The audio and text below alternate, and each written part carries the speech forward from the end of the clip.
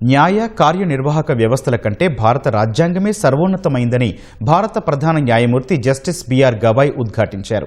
పార్లమెంటుకు రాజ్యాంగాన్ని సవరణ చేసే అధికారం ఉన్నా అది రాజ్యాంగ మౌలిక స్వరూపాన్ని మార్చకూడదని స్పష్టం చేశారు. 52వ సీజేఐగా బాధ్యతలు చేపట్టిన ఆయన మహారాష్ట్ర, గోవా బార్ కౌన్సిల్ ఏర్పాటు చేసిన సత్కార కార్యక్రమంలో మాట్లాడారు.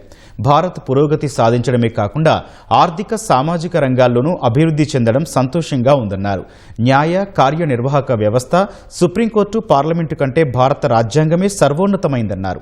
మూల స్తంభాలుగా ఉన్న ఈ 3 విభాగాలు రాజ్యాంగం ప్రకారం కలిసి పనిచేయాలని జస్టిస్ గవాయ్ సూచించారు.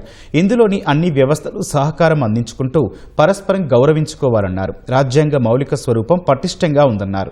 ఈ సందర్భంగా తాను గతంలో ఇచ్చిన 50 కీలక తీర్పులతో రూపొందించిన పుస్తకాన్ని జస్టిస్ గవాయ్ ఆవిష్కరించారు. అటు మహారాష్ట్ర అధికారులు ప్రోటోకాల్ పాటించకపోవడంపై సీజేఐ అసంతృప్తి వ్యక్తం చేశారు.